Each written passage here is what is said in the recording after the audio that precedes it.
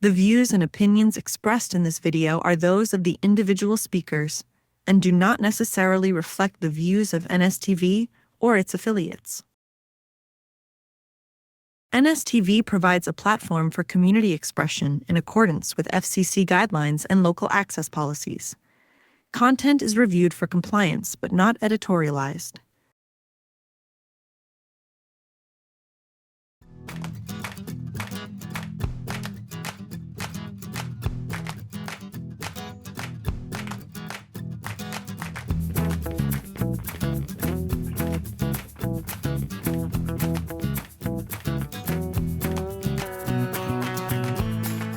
So my name is Peter Swanson. I'm a former science teacher at Quincy High School. I developed the curriculum for horticulture there. And at one point my wife said, I want to travel.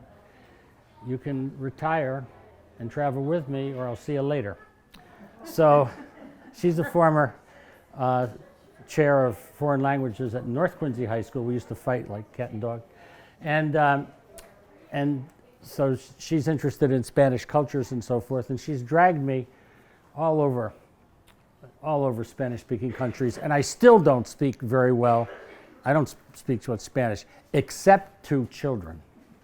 Children understand that this guy's a dummy, and that they've got to speak slowly, and so I'm pretty good at schools.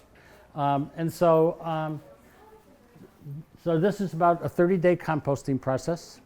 I've composted for years. I started off with a metal barrel and turned it on roller skates and you name it.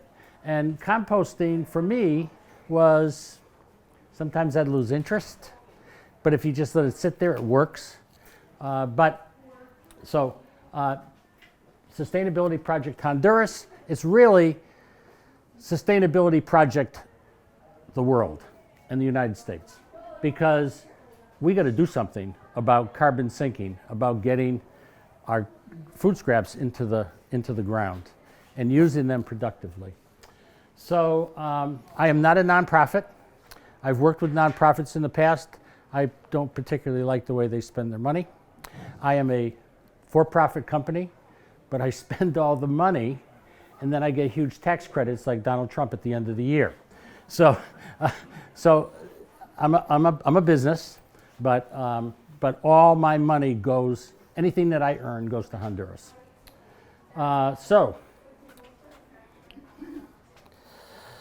Did that work? Yeah. So, I've been teaching students for years, but in reality, those students have taught me more than I'll ever teach them. And when I went to Honduras, students were teaching students. So these students went to a school where they were planting gardens. And in the United States, here in Massachusetts, I've been able to fail better than any of you in school gardens because this is what happens. The students come in, you get them the seeds, they plant the seeds in April, they put the seeds in the ground, they're all excited, they water, they take care, and then they go on vacation. And their parents go on vacation. And so they don't water, they don't weed, and the gardens are dirt. In Honduras, the children go up into the mountains in January, in December and January, and they pick coffee beans. So their school year goes from February all the way through the end of November. And so we get gardens because they take care of the gardens and because they're smart. And so I work with 5 schools right now in Honduras, all elementary schools. And there are the students from an agricultural school in an elementary school telling the students about Bokashi. So the kids, as you can see, they're interested, they're lovely. And this, what he's showing him there is Bokashi tea. So you not only make Bokashi as a compost, but you also make a tea as a fertilizer. And so in Honduras, what I do in elementary schools is I teach science through horticulture. I believe that everything in science, or almost everything, can be taught through horticulture. Microorganisms, metabolism, cell development. Thank you. Physics, we can take physics, right? And so this is my shtick, and the kids, you know, they're hungry kids, they're malnourished, they're interested.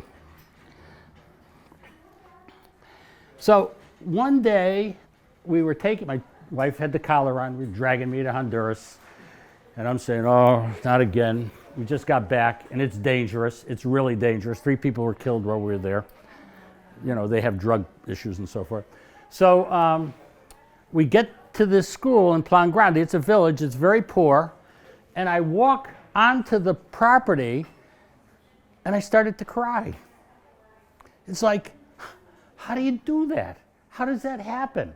How can kids do that?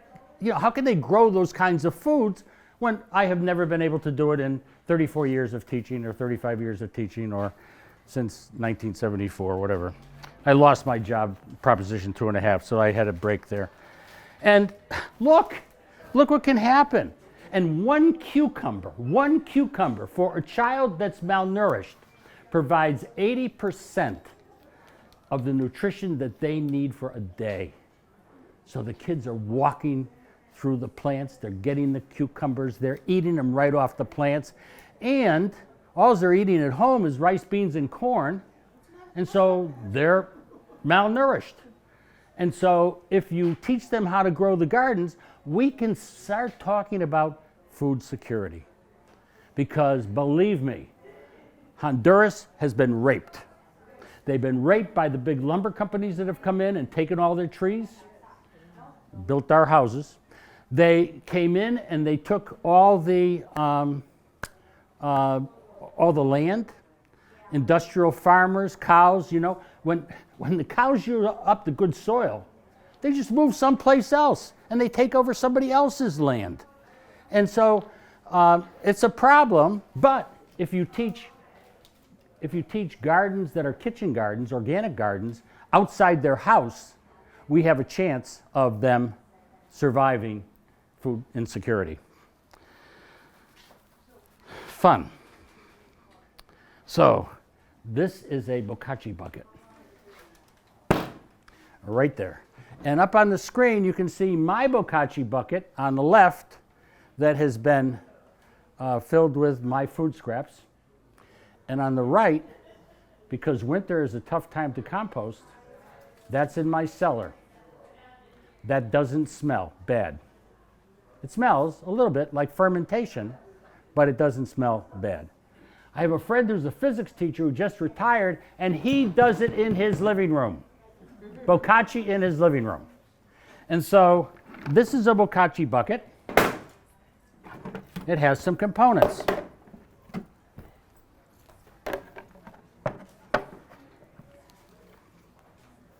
Three pieces of wood.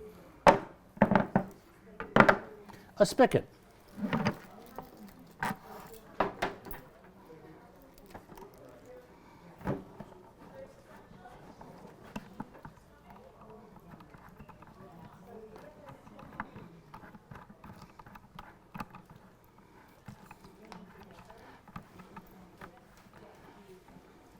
All these buckets are repurposed.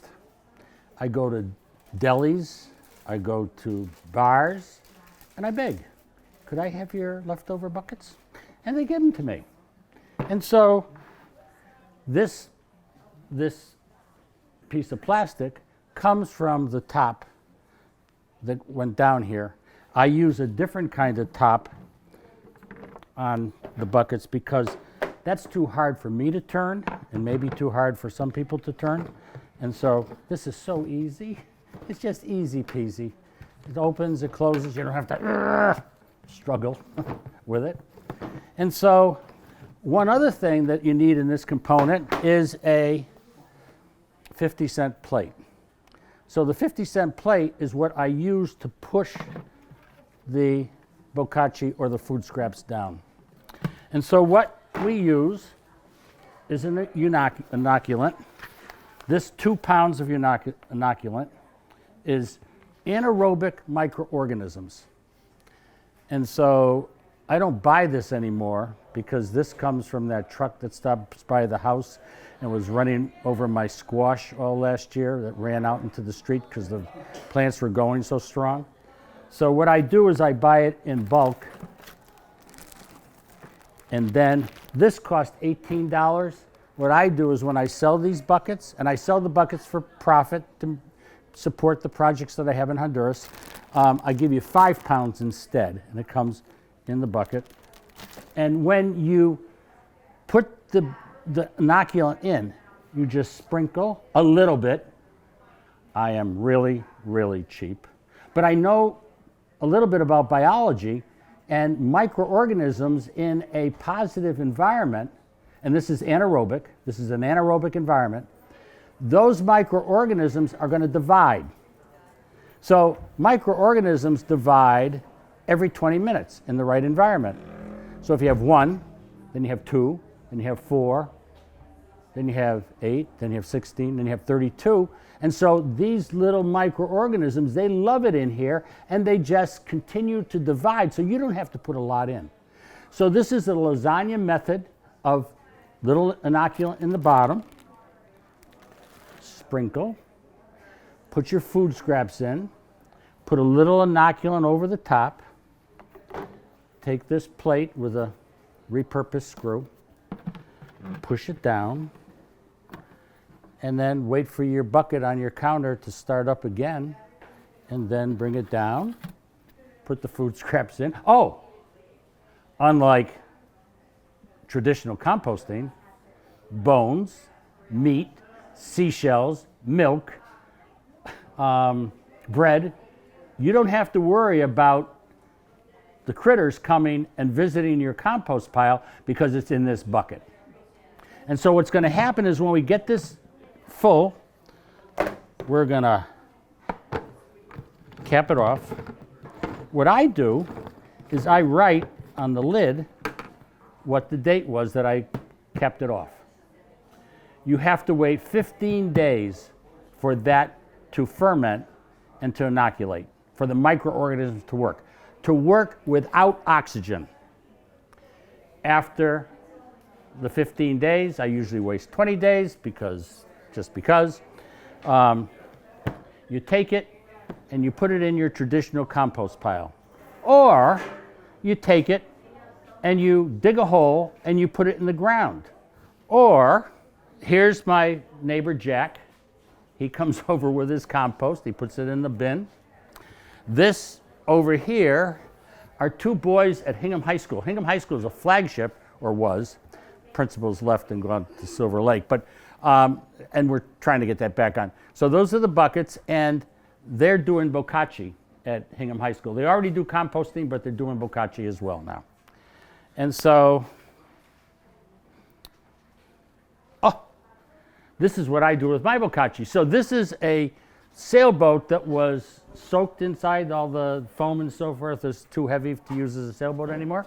So I took the top off, and I grow my squash and cucumbers in that sailboat. And so it's only 6 inches. That's all you need. That's all you need is 6 inches. Mel Bartholomew says that. Well, he passed away, but he says it in his books, and he said it on television, and he sold 2 million copies of his book. And so I make the trough. So there it is. So you see the soil up on the side. I just cover it. 15 days later, you have compost. Do you have perfect compost? No. The bones do not decompose in 15 days. But they're bones without any meat on them. And so avocados, you throw the avocado shells in there, they are not going to decompose in 15 days. But all the nutritional stuff that's in there that would be compostable quickly will be, and you can be neat and take it, I just put it in there and cover it over. And so, oh my goodness, 6 inches of soil, Bokashi, and look what we have. Cucumbers and zucchini squash, and you know what? The bugs do not bother them because, I can't guarantee that about those zucchini worms, but the bugs do not bother them because the plants are so healthy, so vibrant that, you know, they come to your plant and they say, oh, this is too difficult to get in. They go next door. So don't let your neighbor do composting. The bugs need to go somewhere and they need to survive. It's a joke. Okay, so that's those are my square foot gardens. So I only grow in 6 inches of soil. But, oh, I'm sorry, I don't use soil. I use Mel Bartholomew's method of using peat moss, 1/3, coarse vermiculite, 1/3, makes the soil nice and soft. I'd rather use coconut coir because it's not as acidic, and peat moss is not sustainable. They're digging up the bogs in Canada. It's going to be gone.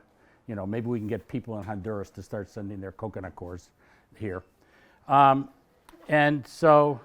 then I use 5 different kinds of compost. So I use worm castings, which I grow the worms, putting Bokashi in the worm bins.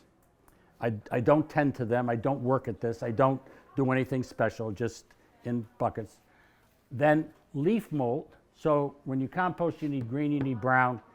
And so I use a compost bin that has leaves in it. And it could be all one. And then I use traditional compost from my, I have an earth machine at home and I take it out of there. And then I use mushroom compost because I can buy it from McGuire's in Quincy, which is local and cool.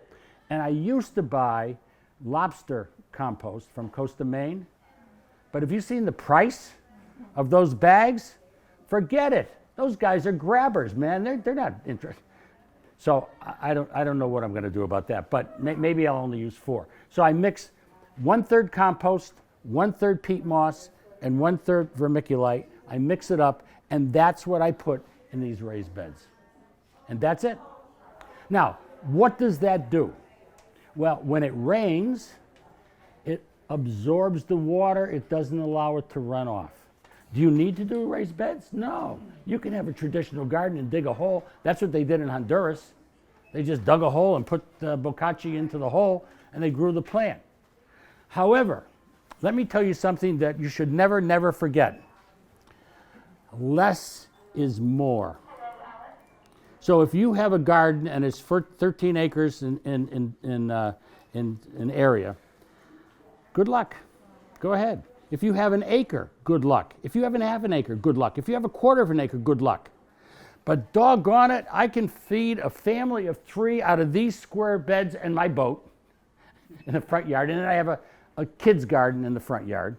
And that's what we use. That's what we use. 1 square foot will grow 1 great tomato plant if there's plenty of nutrition.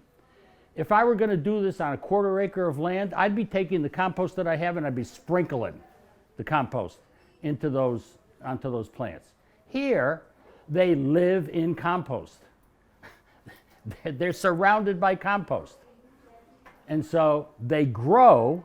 I mean, I was telling you about the squash plants, so I had squash plants on the side of my house, and they started growing into the street. And I said, you know, people in our community, we live at a dead end, they are really respectful. But the Amazon driver who has to deliver, you know, a certain number of packages every day, he just run over it. And so, my bad, because I just didn't think the Amazon driver wouldn't be sensitive. But you know what? He's working for a paycheck. Come on. And a lot of them are nice. But my wife, she doesn't want me buying this anymore from Amazon. So,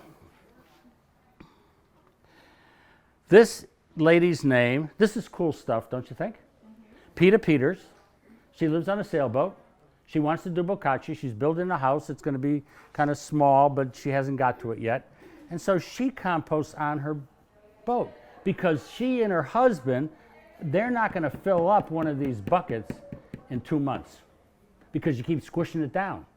And when we take our compost to the landfill at the transfer station, and they bring it down to Dartmouth or down on the south coast to be burnt, they're carrying water. They're burning water down there. You know, your what, more than 80% water? That plant is more than 80% water. And so let's just transport the water and burn it up. But it's okay here because what we do is we open up this spigot and we get Bokashi tea. And the Bokashi tea is a little acidic. So I add I use a yogurt cup, about that big, and it's, I think, 6 ounces. And I put a little bit of baking soda in it. And then I add it to a watering can that's filled with water, and I water away. And I had an experience this summer where that darn zucchini worm got to my zucchini plants. I'd gone away, I wasn't using the insecticidal soap, and they got in there. So I got mad, and I went out there, and I ripped up the zucchini plant. I said, wait a second. This zucchini plant weighs something. How the heck can it weigh something if it's not connected to the root?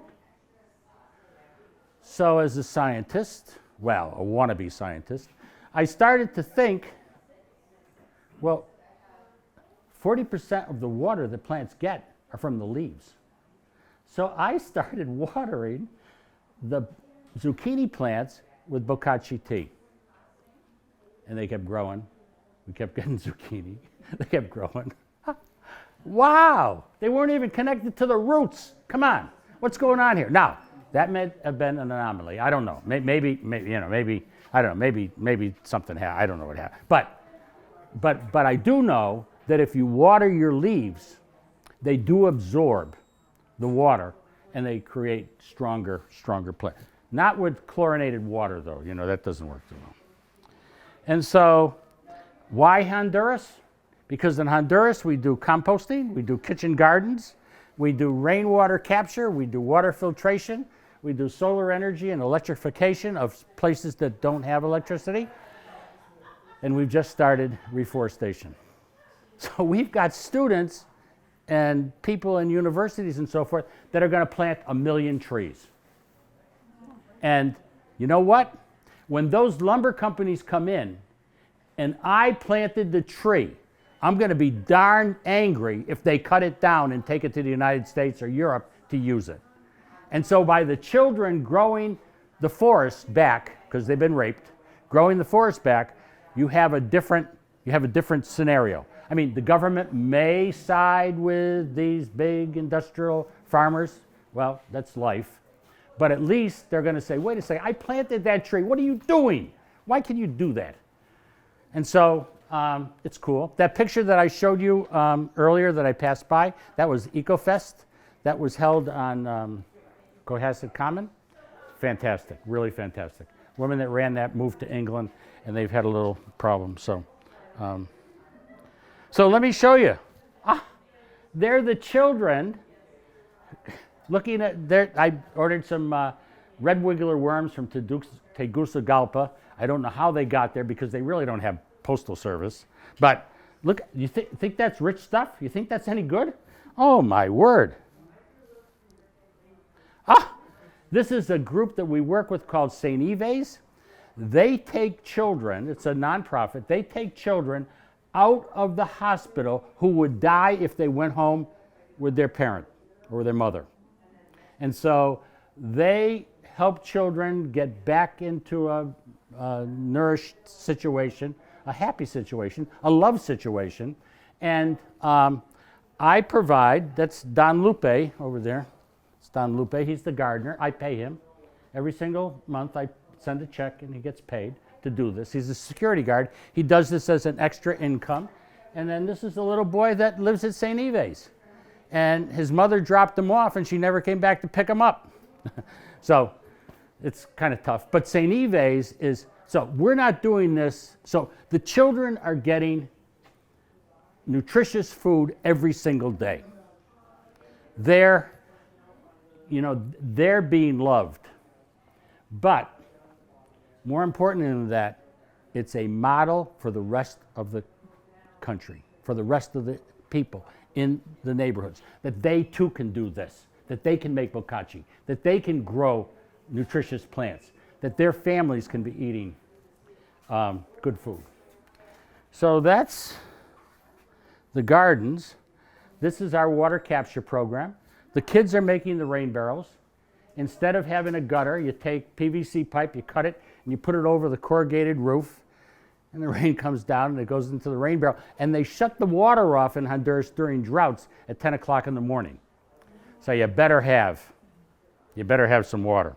And so they've made these successfully, but it's fun. This is our water filtration program. Notice those hats from Hingham. The principal of Hingham High School, his friend ordered too many hats for the baseball team, so we sent them, and the kids are wearing the Hingham High School hats. But this is water filtration, and I just delivered, so the principal says to me, "You gotta be kidding me." He says, "They're drinking filtered water at school, and they're going home, and they're drinking out of a hose." He said, "We need to provide filters for the families." So I brought 28 filters. My last trip, I use Sawyer filters now. I use a different type of, this has become very much too expensive. And I buy Sawyer filters, and the kids actually make the filter. They learn how to backwash them. And the parents were coming out of the woodwork because they wanted filtered water for their children. So the parents came to the school the next day, and they have filters to take home with for their kids. That's the solar energy thing right there on the left. Little solar lamps. You can charge your cell phone with it. It lights up the room. It's certainly not the end all and be all, but it gives the people electricity, and they can evolve into other kinds of solar. And the other one is a nonprofit came in and put in a electrification of the street, but they didn't provide any money to electrify the school. They said, well, that's their responsibility. Well, they don't have any money. Teachers in our country don't have any money. And so our organization, Sustainability Project, have hooked up the school, and now we bought them a printer, and they can act maybe a little bit more like a school. There's the mayor of the town planting trees with a friend of mine. Wow, and there's the truck. So the plants are very inexpensive, but getting them up the mountains is expensive. So I pay for the truck to go up the hill, and then they're planted, and hopefully they're watered, and hopefully they take root. But you know, it's a start. When I'm in Honduras, I take 2 steps forward, yikes, and 1 step backward, guaranteed. It's not easy. It's really not easy. So, the end.